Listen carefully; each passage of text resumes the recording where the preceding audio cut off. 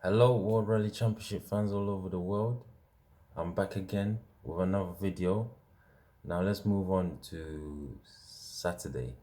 So the rally started on Friday with two stages. No, sorry, on Thursday with two stages, and then on Friday you have three stages in the morning, so that makes it five, and then two in the evening, so that makes it seven stages gone. Okay, the first two stages, otttanak took the lead in the Hyundai i20. The next three stages, Sebastian bounced back from a brake problem on Friday to take the lead by about 11.3 seconds. And then the next two stages, stage 6 and 7, ogier had a spin in 6, so he lost 30 seconds. And then Elvin Evans took the lead in a Toyota, and he managed to keep the lead in stage 7 at the end of Friday to it was 7.4 seconds. But ogier did recover in stage 7 by 16 seconds. So 7.4 second lead Evans had going into Saturday morning. So Saturday morning, an angry ogier drove really well, and then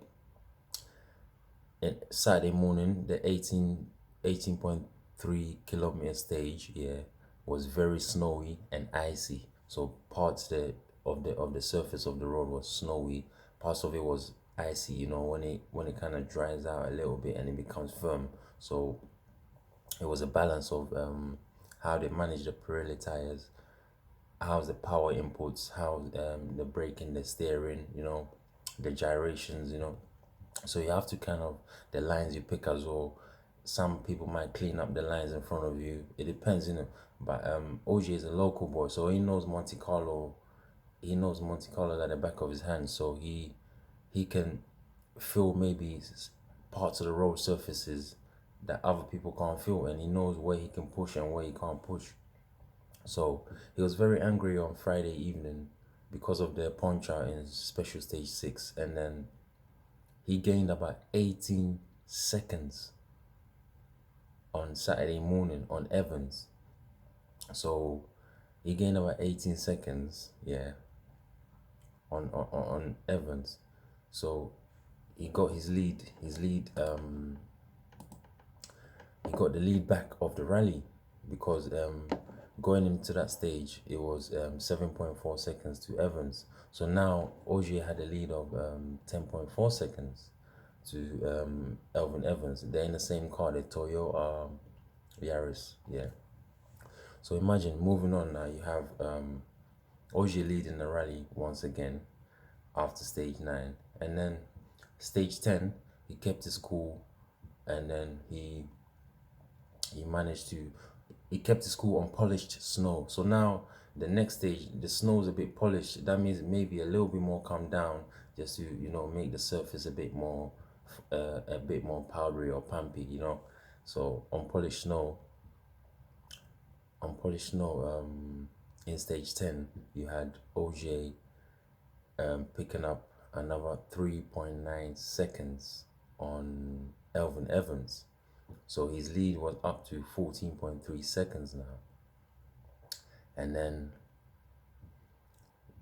on the last stage of the day, which is stage 11, Elfyn Evans won that stage. So which means that he cut ogier's lead by 1.3 seconds. So at the end of the Saturday, on stage 11, you had Sebastian Ogier leading the rally, Monte Carlo rally, by 13 seconds. And Elfyn Evans, was in second by he was losing the lead by 13 seconds. And you had Kalle Rovanperä in the Yaris. He was 56.8 seconds behind the leader ogier. So it was a clean sweep for Toyota in the first, second, and third position. But Thierry Neuville was about 1 minute 3 seconds behind the leader, and Danny Soda was in fifth. He was about 2 minutes 11 seconds behind the leader. So after 11 stages, you have Toyota 123, which you have Ogier, Evans, and Rovanpera.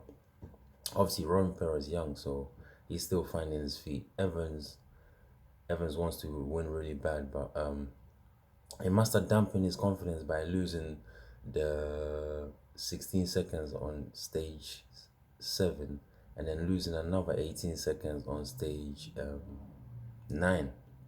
You know, it must have dampened his confidence, but he knows that he's a good driver, and if he drives his own rallies, he can make his own imprints rather than trying to follow other people's imprints, if you know what I mean.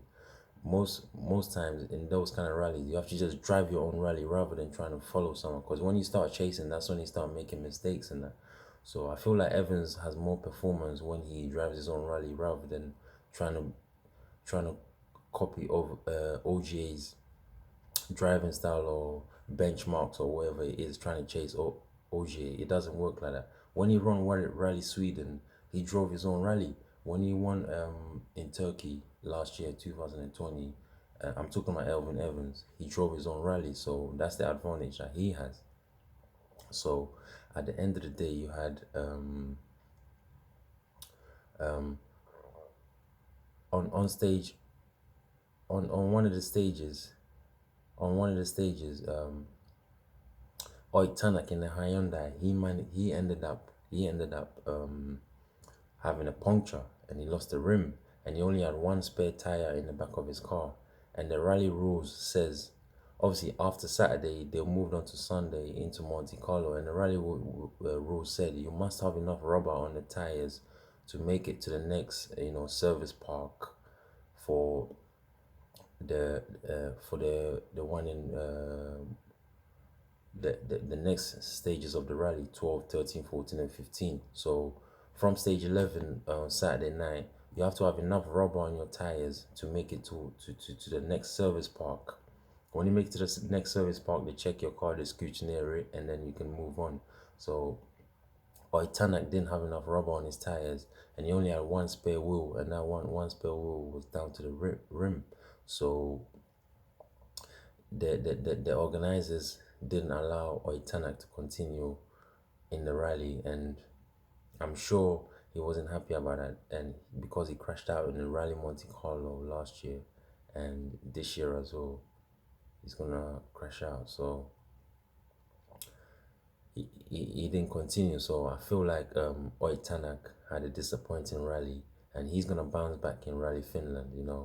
His driving style is very aggressive, so he can pick up a few rocks or a few bumps in the road, which can cause him some problems. So maybe he needs to refine his driving style a bit, or keep the same driving style. It depends on which rally you are, and the road surfaces and the changing conditions. So I feel like OJ drove brilliantly with his experience, his know-how of the roads, how to pick up the throttle certain places, how to, brake, turn, accelerate, listen to your co-driver. I think his experience all came together for him to lead the rally after 11 stages.